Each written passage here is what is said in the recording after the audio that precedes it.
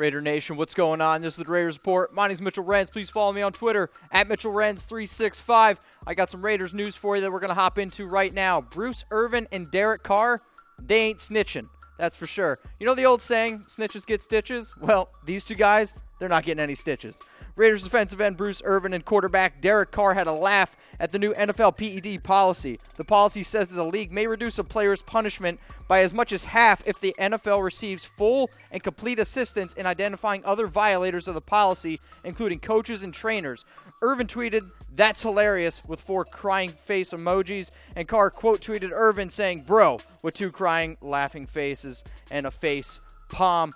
Raider Nation, my name is Mitchell Renz. Please follow me on Twitter at MitchellRenz365. And you guys see that little subscribe button down there? Subscribe to the Raiders Report on YouTube. We're the #1 Raiders channel on YouTube. But hey, that's just a humble brag from me.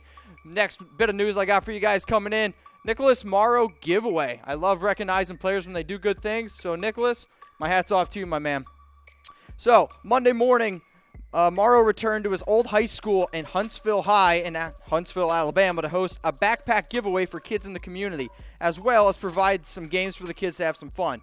With school about a month away for many kids, Morrow included school supplies with each a backpack and took a moment to share what it means to give back. Again, much respect to Nicholas. Much respect, my man.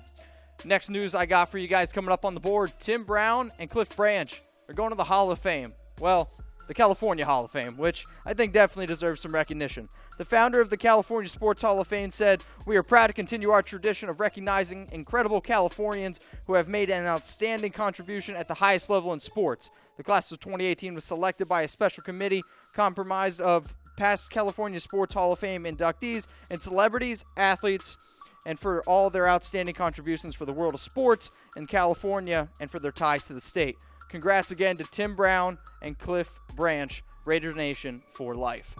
Raider Nation, my name is Mitchell Renz. Follow me on Twitter at MitchellRenz365. Those are my news. Now I'm going to get into some rumors, and you guys need to understand my Raiders rumor scale. 0 Chucky heads, tuck rule, tuck that. This rumor's not going to happen. 1 Chucky head, small shred of truth. 2 Chucky heads, people are talking. I like to think of 50-50. 3 Chucky heads, pretty likely, 75% chance. 4 Chucky heads, believe it, baby, 100% gonna happen. First rumor I got for you guys coming up on the board is Maurice Hurst better than Vita Vea? I'm going to give this one 2 Chucky heads. People are talking. Now, I will say, personally, I had Vita Vea ranked higher than Maurice Hurst, but according to 24/7 Sports Michigan insider Steve Lorenz, he gave his opinion on Hurst, and, well, I think he believes that Hurst is better. So Lorenz was asked, do you think Hurst has the potential to be a better pro than Vita Vea? Vea was the first defensive tackle selected in the 2018 NFL Draft by the Buccaneers. Scott answered, yes, provided he stays healthy. Not referring to the heart stuff, just in general. I believe he will be better pro than Vita Vea. Now, let's bring up Hurst versus Vea. So, Hurst in 2017, if you look at the numbers, actually much better than Vita Vea. And then from a career standpoint, numbers. But I understand this position, especially defensive tackle, numbers don't always speak volumes. But this is how dominant Hurst was at Michigan. And if Hurst can stay healthy and is as good as what he can be, he was no doubt, in my opinion, a first-round pick. So, Hurst better than Vea? Hey, I could definitely see it happen. Definitely wouldn't be upset about it, that's for sure. Next rumor I got for you guys coming up on the board, Raiders 2018 offseason, a total fail. I'm going to give this one 2 Chucky heads. People are talking. Now, before you guys jump down my throat, I'm not the one that wrote this article, so this isn't me. This is me just, I guess, saying what somebody else's opinion is on the Raiders 2018 offseason. So, this guy, right? This is 24/7. He sat down with Broncos expert Zach Kelberman. To me, kind of sounds like a fake name. But Kelberman was asked about Gruden's first offseason. He said, truth be told, I'm not sure what John Gruden was thinking by signing nearly every 30-year-old underneath the sun. Then he was asked what Raiders addition was the best for Oakland. He simply replied, none. To not like some of the moves is fine, but to say that you don't like any, that just sounds like a Broncos hater. Like, come on, haters gonna hate. For me, go Raiders. 2 Chucky heads, though, because this guy, well, he kind of doesn't really like it. Next rumor I got for you guys coming up on the board, Khalil Mack, is he unblockable? I know for a fact I couldn't block him.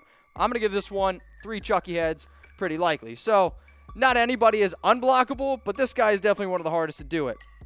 Bleacher Report ranked the hardest players in the NFL to block. Mack came in at 2 behind only Rams defensive end Aaron Donald. Mack recorded 78 pressures per Pro Football Focus last season, and he also led all edge defenders with 53 stops. That's an indication of how well-rounded his game is, but of course, he's best known for his ability to get to the quarterback, and there are many reasons why he perhaps is the league's most consistent, dominant edge rusher. No other outside pass rusher has Mack's combination of speed and strength, and it's why he has 36.5 sacks over the last 3 seasons. Next rumor I got for you guys coming up on the board, Bruce Irvin, double-digit sack season in 2018. Find out after a word from our sponsor, Vita Vea.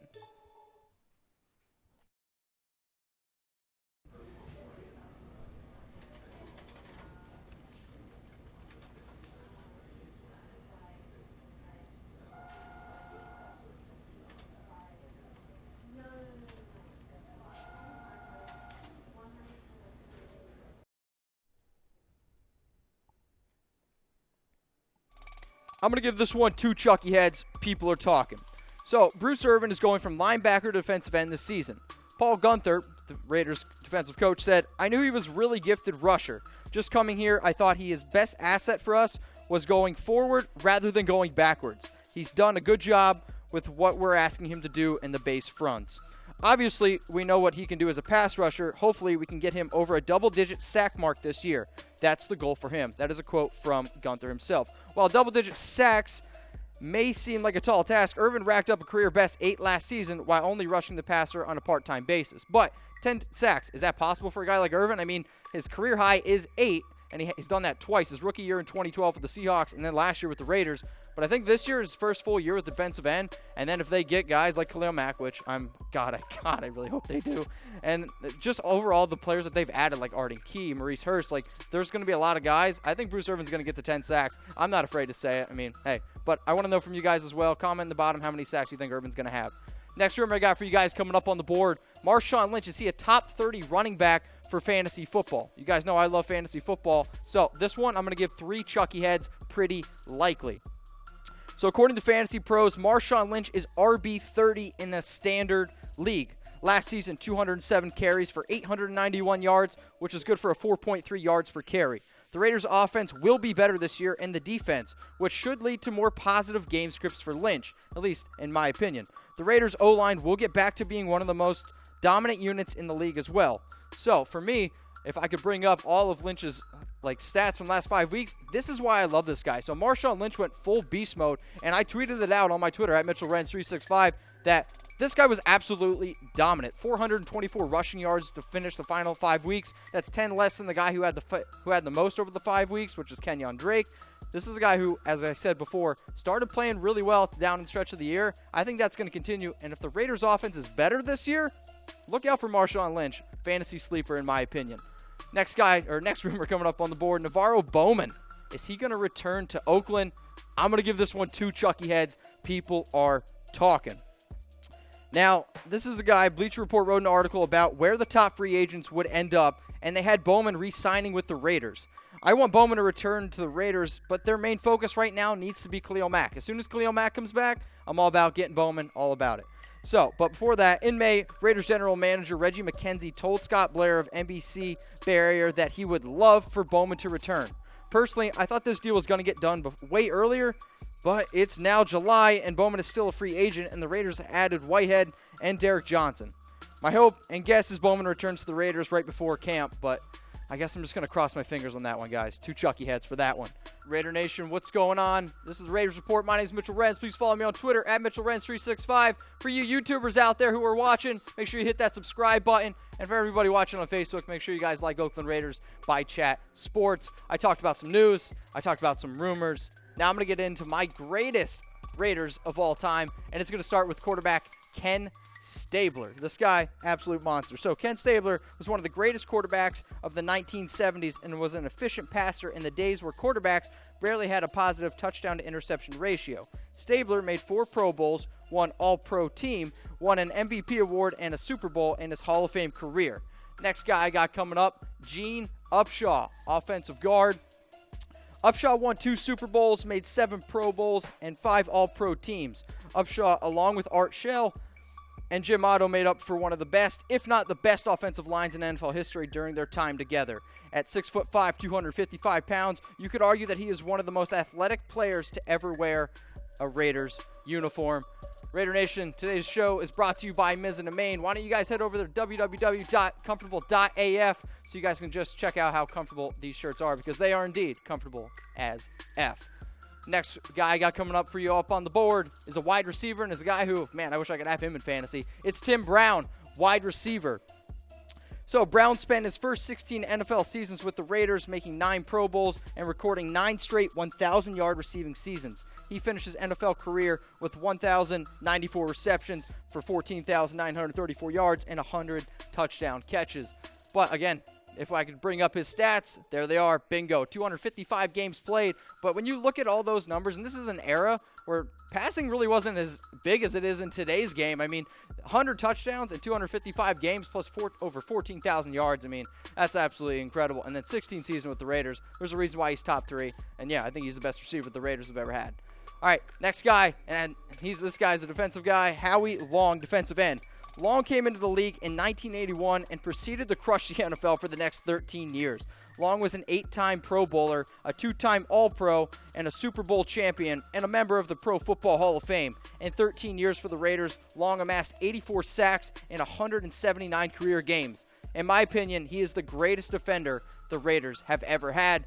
And now, number 1 on my list, running back, Marcus Allen.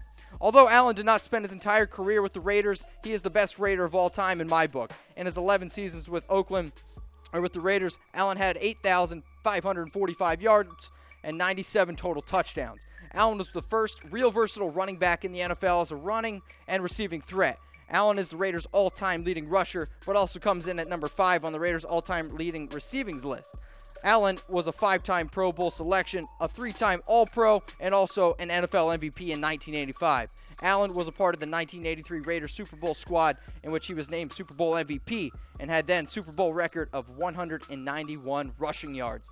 Raider Nation, that was my list, but I want to know from you, who is the greatest Raider of all time? I mean, we have plenty of guys to choose from. You can choose some from my list. If you guys want to comment your own top 5, heck, go for it. I would love to see it. I would greatly appreciate it, actually. But who is the greatest Raider of all time? People on YouTube, people on Facebook, throw in your comments below. But let's loop through my top 5 again. I got Ken Stabler, number 5, Gene Upshaw, offensive guard at number 4, and then Tim Brown, number 3, Howie Long at number 2, and then number 1, Marcus Allen, my guy.